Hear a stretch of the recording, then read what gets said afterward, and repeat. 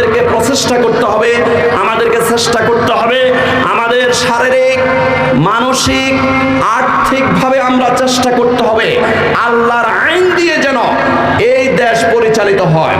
এই জন্য আল্লাহ রাব্বুল আলামিন সূরা তাওবার 111 112 নম্বর আয়াতের মধ্যে বলেন, ইন্নাল্লাহা আশতারা মিনাল মুমিনিনা আনফুসাহুম ওয়া আমওয়ালাহুম বিআন্না লাহুমুল জান্নাহ।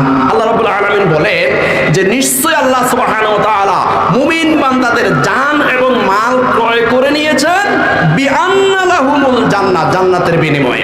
অর্থাৎ মুমিন বান্দারা জান এবং মাল আল্লাহর রাস্তায় ব্যয় করবে, আর আল্লাহ পাক রব্বুল আলামিন জান এবং মালের বিনিময়ে মুমিন বান্দাদেরকে জান্নাত দান করবে।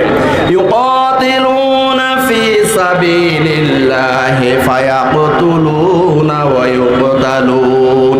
এই মুমিন বান্দারা আল্লাহর জমিনে আল্লাহর বিধান কায়েম করার জন্য, আল্লাহর জমিনে আল্লাহর কোরআনের বিধান আইন প্রতিষ্ঠা করার জন্য তারা চেষ্টা করবে, তারা সাধনা করবে, মেহনত করবে, মাথার ঘাম পায়ে ফেলে তারা পরিশ্রম করবে।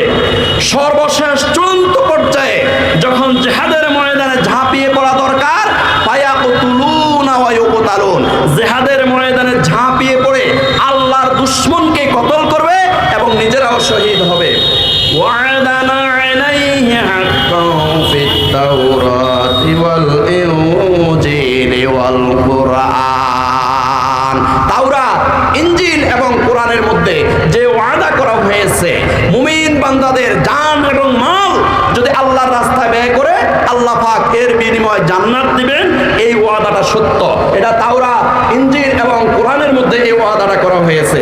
ওমান আওফা বিআহাদিহি মিনাল্লাহ, আল্লাহ পাক রব্বুল আলামিন যে ওয়াদা দিয়েছে মুমিন বান্দা জান এবং মাল যদি আল্লাহর রাস্তায় ব্যয় করে তাদেরকে এর বিনিময়ে জান্নাত প্রদান করবে। এই যে আল্লাহ পাক ওয়াদা করেছেন, ওমান আওফা বিআহাদিহি মিনাল্লাহ, আল্লাহর চেয়ে ওয়াদা পালনকারী কে বেশি উত্তম হতে পারে? ফাস্তাবশিরু বিবাইইকুমুল্লাযী বায়াতুম বিহি। অতএব যারা এই অঙ্গীকার করেছ জান মাল আল্লাহর রাস্তায় ব্যয় করবে, আল্লাহ পাক তোমাদেরকে এর বিনিময়ে জান্নাত দিবে, এই অঙ্গীকারটা যারা করেছ তোমরা আনন্দ করতে পারো। ওয়াযালিকা হুয়াল ফাওজুল আযীম, এটা হলো সর্বশেষ চূড়ান্ত পর্যায়ের একদম সর্বোচ্চ সফলতা। আল্লাহ রাব্বুল আলামিন আমাদের সবাইকে আল্লাহর জমিনে আল্লাহর দ্বীন কায়েম করার জন্য যে শ্রম, মেধা, শারীরিক